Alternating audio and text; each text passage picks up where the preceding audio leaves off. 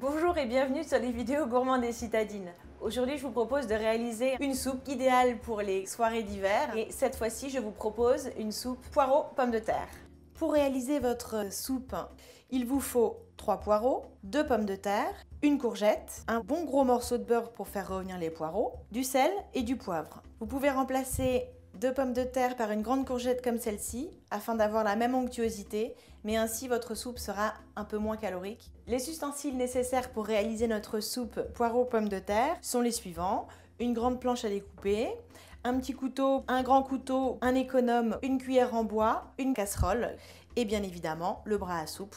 On commence par éplucher les poireaux. Alors tout d'abord, vous coupez l'entame et bien sûr il va falloir nettoyer les poireaux, donc vous faites une grande coupe verticale sur votre poireau pour enlever les premières feuilles qui sont rarement très belles.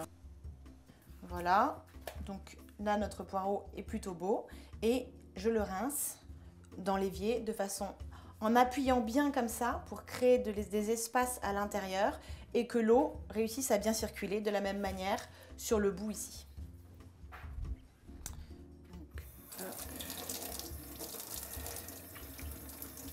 Vous pouvez même séparer un petit peu. Après, je le presse bien pour que l'eau tombe. Et on va couper les suivants. Une fois que vous avez donc lavé et épluché vos poireaux, il ne reste plus qu'à les couper en rondelles, plus ou moins fines. L'intérêt, c'est que plus les rondelles seront fines et plus la cuisson de la soupe et des poireaux, bien entendu, sera rapide. Quand vous arrivez au bout du poireau, donc sur la partie verte, en fonction de la qualité de votre poireau, vous pouvez décider de couper l'intégralité ou non, ou vous arrêtez avant la fin, ce que je fais dans le cas présent puisque je ne trouve pas ce petit bout très beau. Mais l'avantage, c'est que toute cette partie verte, c'est la partie verte qui donnera la couleur verte à votre soupe. C'est ce qui vous apportera un maximum de goût pour ce qui est du poireau. Eh bien, on va s'attaquer maintenant à l'épluchage des pommes de terre et de la courgette. Donc pour les pommes de terre, c'est très simple, vous prenez l'économe et hop, c'est parti. En ce qui concerne la courgette, vous pouvez choisir de l'éplucher ou non, selon ce que vous préférez, sachant que les vitamines, comme vous le savez, des légumes ou des fruits, sont dans la peau et il est souvent préférable du coup de garder la peau. Dans le cas présent, je vais la garder comme ça, je choisis de ne pas l'éplucher. Par contre, il faut découper les deux extrémités. Une fois qu'on a fait ça, il suffit de la couper en grands tronçons, comme ceci. Et si vous voulez accélérer un petit peu là encore la cuisson, vous les recoupez en deux, de façon à ce que du coup, elles prennent plus vite.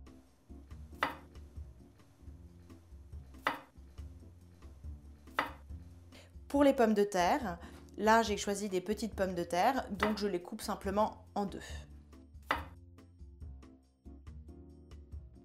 Maintenant qu'on a épluché l'ensemble de nos légumes, on va pouvoir s'atteler à faire fondre nos poireaux dans notre grande casserole. Alors il vous faut bien entendu votre gros morceau de beurre. Voilà, on va le laisser fondre un petit peu avant de rajouter tous les poireaux. Voilà, c'est bon.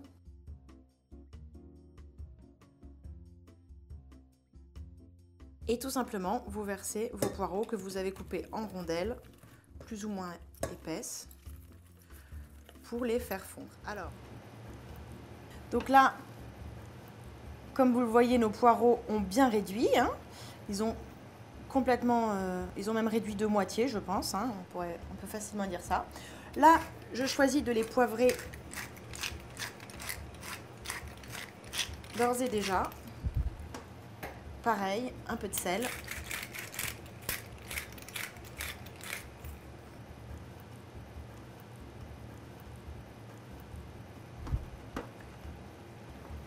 Voilà, tout ceci a bien pris. Donc, on va pouvoir ajouter maintenant les pommes de terre et les courgettes. Tout simplement, telles que nous les avons coupées. Voilà. On rajoute de l'eau à ras des légumes. Les pommes de terre dépassent encore un petit peu, mais je préfère commencer toujours par mettre de l'eau comme ça à ras et quitte à en rajouter si je trouve que ma soupe est trop épaisse une fois que je l'ai passée au moulin, de façon à ce que j'ai une soupe de l'onctuosité que je souhaite. En termes de temps de cuisson, comptez une grosse demi-heure, voire 3/4 d'heure, sachant que en ce qui concerne la soupe, rassurez-vous, il n'y a pas de temps de cuisson trop important, puisque l'objectif est vraiment de cuire beaucoup les légumes pour qu'ils soient prêts à passer au mixeur. Voilà. La cuisine est largement parfumée de l'odeur de notre soupe qui est désormais bien cuite. Comme vous pouvez le voir, les pommes de terre se défont parfaitement. Il ne nous reste plus qu'à la mixer. Je vais utiliser un bras à soupe. Voilà, c'est parti.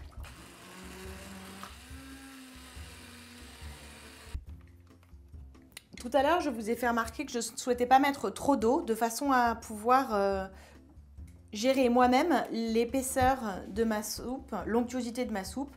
Ici, je la trouve personnellement un petit peu trop épaisse. Je vais donc rajouter un petit peu d'eau de façon à ce qu'elle soit encore plus fluide. Voilà, je le fais progressivement, encore une fois, pour juger de l'onctuosité de ma soupe. Pour les plus gourmands, vous pouvez servir votre soupe avec une pointe de crème fraîche qui rendra l'ensemble encore plus onctueux. Je vous souhaite un très bon appétit